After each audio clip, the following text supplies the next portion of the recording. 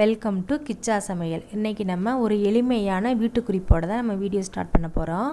வெள்ளை துணியில் நம்ம துவைக்கும் போது கல் உப்பு சேர்த்து ஊற வச்சு நம்ம துவைச்சா நல்ல வெள்ளையாக பளிச்சுன்னு இருக்கும். ட்ரை பண்ணி பாருங்கள். ஓகே, வாங்க வீடியோக்குள்ளே போகலாம்.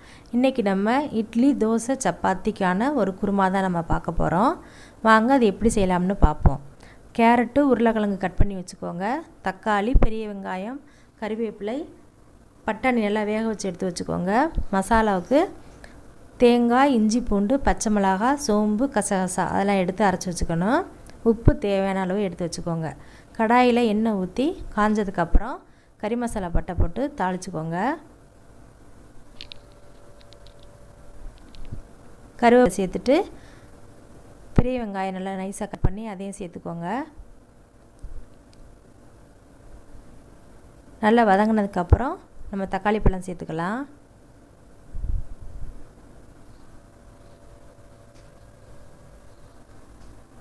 சீக்கிரம் வதங்கிறதுக்கு 2 கல் உப்பு போட்டுக்கலாம்.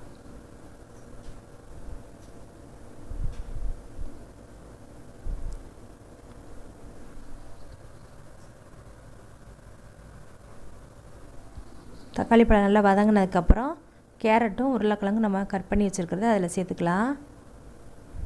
சேர்த்துட்டு நல்லா வதக்கணும்.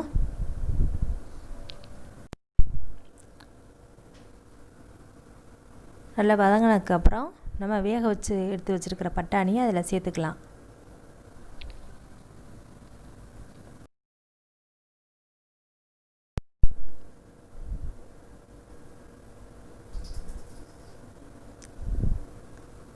ஒரு ஸ்பூன் எண்ணெய் விட்டு நல்லா திருப்பி நல்லா வதக்கிக்கோங்க. எல்லாத்தையும் சேர்த்து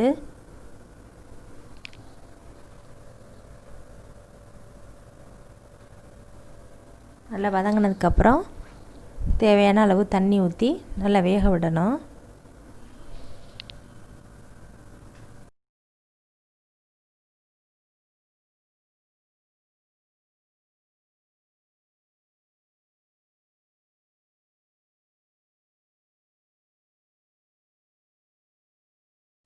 ஒரு மூடி போட்டு மூடி வச்சுருங்க.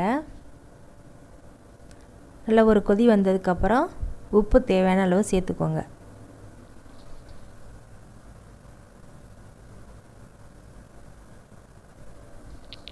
நல்லா மிக்ஸ் பண்ணி விட்டுட்டு திருப்பி மூடி வச்சுக்கோங்க.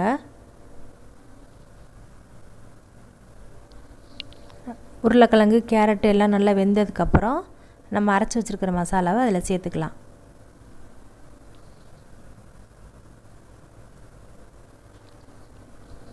இட்லி, தோசைக்குன்னா இது இந்த மாதிரி கொஞ்சம் தண்ணியாக இருந்தால் நல்லாயிருக்கும்.